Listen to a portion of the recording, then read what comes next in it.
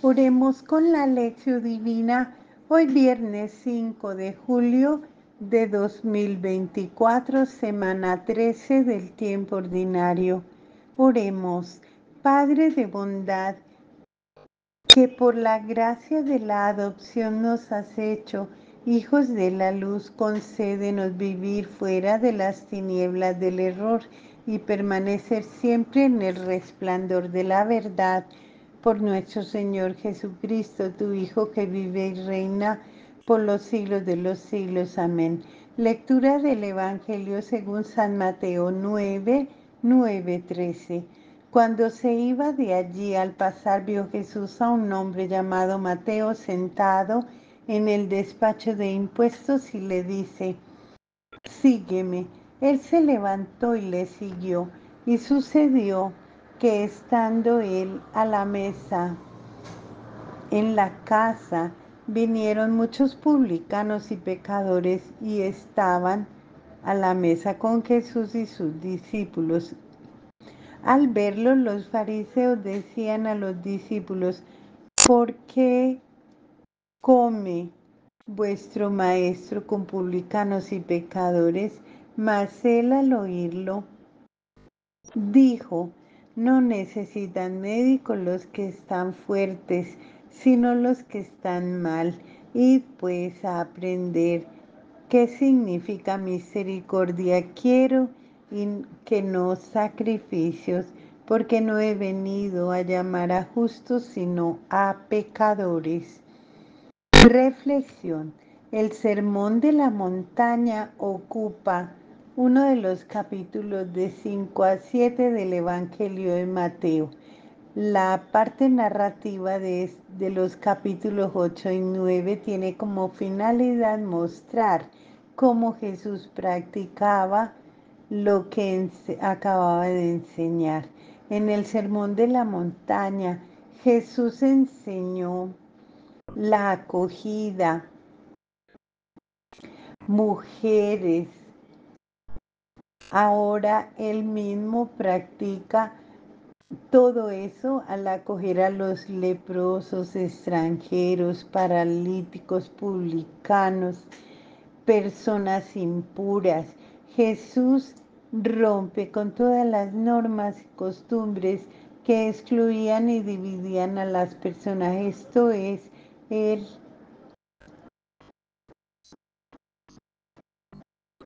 miedo y la falta de fe y las leyes de pureza, e indica claramente cuáles son las exigencias de quienes quieren seguirle. Tienen que tener el valor de abandonar muchas cosas. Así, en las actitudes y en la práctica de Jesús aparece en qué consiste en el reino y la observancia perfecta de la ley de Jesús. El llamado para seguir a Jesús. Las primeras personas llamadas a seguir a Jesús fueron los pescadores, todos judíos. Ahora Jesús llama a un publicano considerado pecador y tratado como impuro por las comunidades más observantes de los fariseos. En los demás evangelios este publicano no se llama Leví. Aquí su nombre es Mateo, que significa con don de Dios o dado por Dios. Las comunidades, en vez de excluir al publicano como impuro, deben considerarlo como un don de Dios para la comunidad, pues su presencia hace que la comunidad se vuelva señal de salvación para todos, como los primeros 4 llamados. Así el publicano Mateo deja todo lo que tiene y sigue a Jesús. El seguimiento de Jesús exige ruptura. Mateo deja su despacho de impuestos, su fuente de renta y sigue a Jesús. Jesús se sienta en la mesa con los pecadores y los publicanos. En aquel tiempo, los judíos vivían separados de los paganos y de los pecadores y no comían con ellos en la misma mesa. Los judíos cristianos tenían que romper este aislamiento y crear comunión con los paganos e impuros. Fue esto lo que Jesús enseñó en el Sermón de la Montaña como expresión del amor universal de Dios. No tenían lugar. Sin embargo, en algunas comunidades las personas venidas del paganismo, aun siendo cristianas, no eran aceptadas en la misma mesa. El texto del Evangelio de hoy indica cómo Jesús comía con publicanos y pecadores en la misma mesa y en la misma casa. La pregunta de los fariseos a los judíos: ¿estaba prohibido sentarse en la mesa con publicanos y paganos? Pero Jesús no presta atención a esto. Por el contrario, confraterniza con ellos.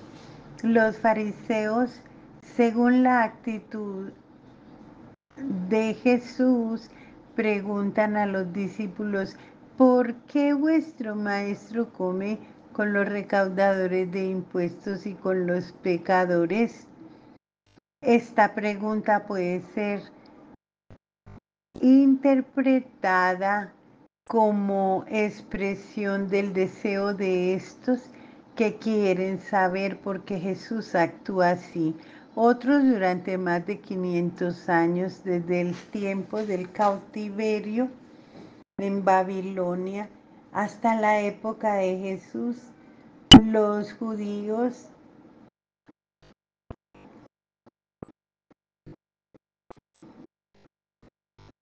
hasta la época de Jesús, los judíos habían observado las leyes de pureza. Esta observancia secular se volvió para ellos una fuerte señal de identidad. Al mismo tiempo era factor de su separación en medio de los otros pueblos. Así, por las causas de las leyes de pureza, no podían ni conseguían sentarse en la mesa para comer con los paganos. Comer con los paganos significaba volverse impuro. Los preceptos de la pureza eran rigurosos y muy observados, tanto en Palestina como en las comunidades judaicas de la diáspora. En la época de Jesús había más de 500 preceptos para guardar la pureza. En los años 70, época en que Mateo escribe, este conflicto era muy actual. Misericordia quiero y no sacrificios. Jesús oye la pregunta de los fariseos a los discípulos y responde con dos aclaraciones. La primera está sacada del sentido común. No necesitan médicos los que están fuertes, sino los que están mal. La otra está sacada de la Biblia. Aprendan pues lo que significa misericordia quiero y no sacrificio. Por medio de estas dos aclaraciones, Jesús explicita y aclara su misión junto con la gente.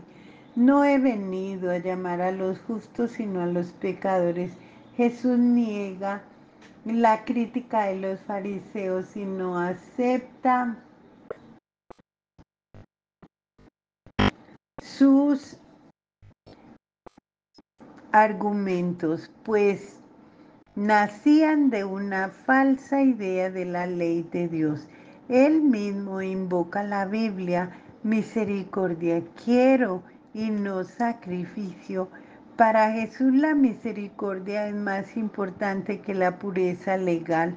Apela a la tradición profética para decir que para Dios la misericordia vale más que todos los sacrificios. Dios tiene entrañas de misericordia que se conmueven ante las faltas de su pueblo. Para reflexión personal, hoy en nuestra sociedad, ¿quién es marginado? ¿Quién es excluido? ¿Por qué en nuestra comunidad tenemos ideas preconcebidas? ¿Cuáles? ¿Cuál es el desafío de las palabras de Jesús que plantean a nuestra comunidad hoy?